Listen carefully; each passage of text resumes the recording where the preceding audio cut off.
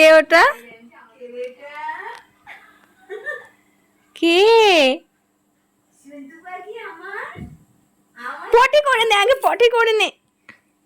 ওই যে ওখানে মাকে দেখা যাচ্ছে, ওই যে হ্যাঁ ইস ইস ইস করছে, ইস করছে। ওখানে কে? ওখানে কে? কার বু? আরে শোনো শোনো শোনো, কার বু? কার বু? কোথায় বু? বু নেই তো এখানে।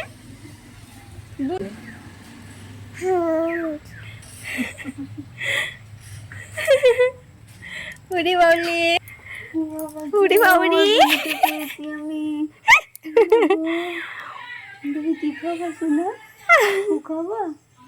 এটা কে?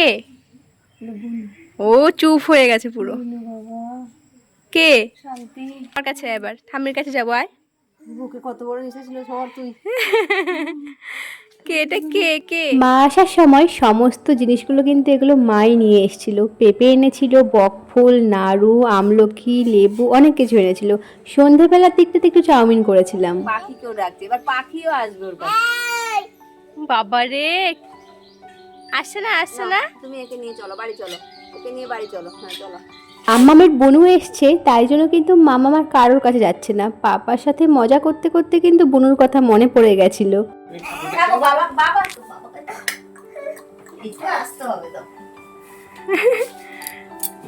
চলে যাই। কিরে বাবার সঙ্গে যাবো না? দেখি ইঞ্জেকশনের জায়গাটা দেখি। বুনুকে বুনুকে নিজের মুখ থেকে বার করে দিয়েছে।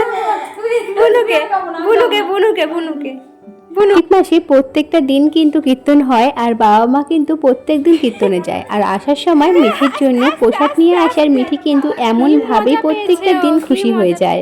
এসেছিল মাম্মামের ভ্যাকসিনের ঠিক আগের দিনকে, আর আজকের দিনকে কিন্তু মাম্মাম তাড়াতাড়ি করে ঘুমিয়ে গেছিল। পরের দিন সকালবেলা ঘুম থেকে ওঠার পরে কিন্তু সমস্ত জিনিসগুলো গোছগাছ করা শুরু করে দিয়েছি। কতদিনের জন্য আমরা কৃষ্ণনগরে থাকবো, তার জন্য মাম্মামের খাবার, ওষুধ আর ওর দরকারি জিনিসগুলো আমি আগেই গুছিয়ে নিয়েছিলাম। তারপরে বিকেলবেলা দিকটাতে আমরা যখন কৃষ্ণনগরে যাচ্ছিলাম, তার আগে বাজার থেকে কিছু সবজি আমরা নিয়ে নিয়েছিলাম। আমার আর মায়ের সঙ্গে কিন্তু মাম্মামও চলে এসেছিল বাজার করতে। এখানটা এসে বেশ চুপচাপ ছিল আর বাজার করা দেখছিল। আর হাতের মধ্যে যে লাড্ডুটা তোমরা দেখতে পাচ্ছ, লাড্ডুটা কিন্তু ওর দাদু ভাই ওকে কিনে দিয়েছিল। ওটা নিয়ে কিন্তু গাড়ির মধ্যে এসে চুপচাপ বসেছিল।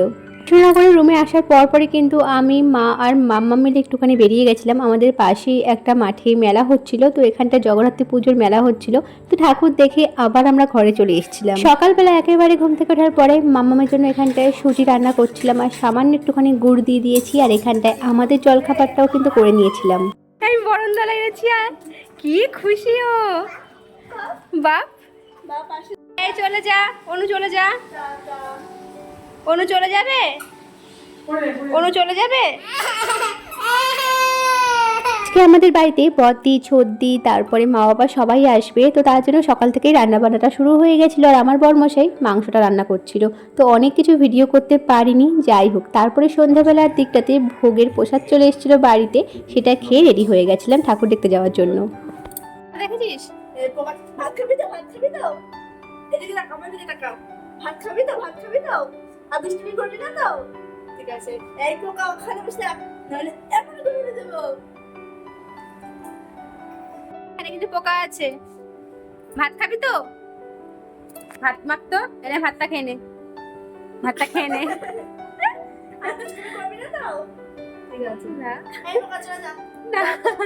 আচ্ছা, আমাদের এখানটা এত বেডিং পত্র কি যাবে না?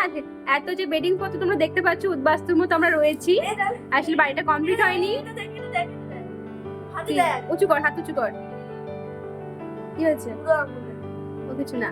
আচ্ছা, এত বেডিং পত্র, এত বেডিং পত্র, আসল কারণটা হলো জিনিসপত্র ভর্তি রয়েছে আমাদের। এই যে সমস্ত জিনিসপত্র, আসলে আমরা এখানে থাকি না, ওই বাস্তুর মতো দুদিন থাকবো, চলে যাবো। কি হয়েছে? ওই কি হয়েছে দেখি। সন্ধ্যাবেলার দিকটাতে প্রত্যেকে মিলে বেরিয়ে পড়েছিলাম ঠাকুর দেখতে যাওয়ার জন্য। আগের দিনকে ঠাকুর দেখে এসেছিলাম, আজকে যেহেতু পুজো, তার জন্য কিন্তু প্রচণ্ড পরিমাণে ভিড়। তো বেশ মজা হয়েছিল। একেবারে আমরা প্রথমেই চলে এসেছিলাম শক্তিনগর মাঠে ঠাকুর দেখতে। একবার যিনি খেয়েছেন তিনি বারবার চাইছেন। তাহলে আপনি কেন দূরে দাঁড়িয়ে চিন্তা করছেন?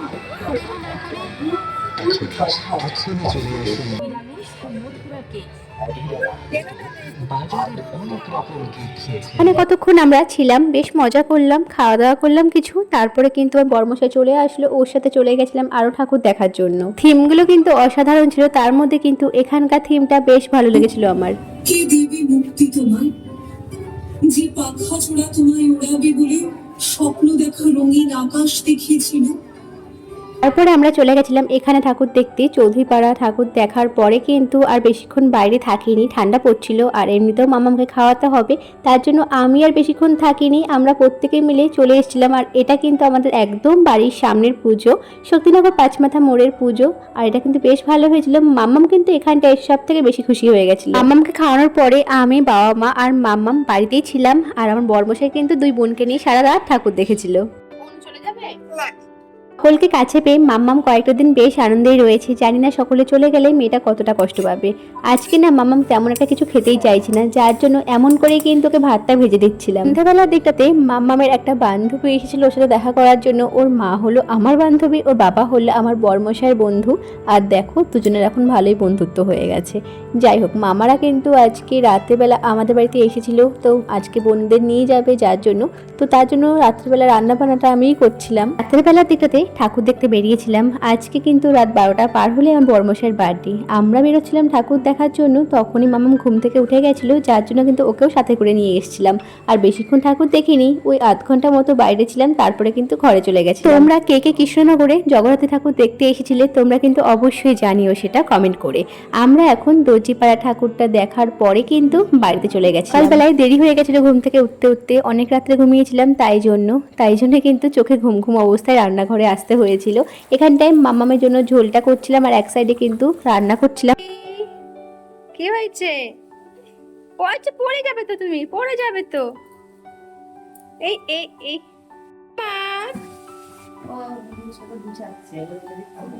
ওরা দেখছিস তুই? পাপার আছে কি জানিস? Happy birthday, happy birthday to you. ফেলে না দেয়। একটা সাইডে তো মামামের জন্য ঝোলটা করছিলাম, আজকে একটুখানি বেশি করে ঝোলটা করছিলাম যেহেতু আমরাও খাবো তার জন্য। আর একটা সাইডে পায়েস করছিলাম। আমি কিন্তু তেমন একটা পায়েস ভালো করতে পারি না, কিছু কিছু অনুষ্ঠানে তখন আমি করে থাকি, যেহেতু দুধটা আমি খাই না তার জন্য তেমন একটা করাও হয় না। তবু বড়মশাইয়ের জন্মদিন বলে কথা, তাই জন্য নিজে হাতে সবটা করার চেষ্টা করছিলাম। আমরা তো এখন কৃষ্ণনগরে আছি, এখানে তেমন কোনো জিনিস নেই, তবুও হাতের সামনে যে কটা জিনিস পেলাম সাজিয়ে গুছিয়ে বড়মশাইয়ের জন্মদিনটা তেমন করেই পালন করলাম।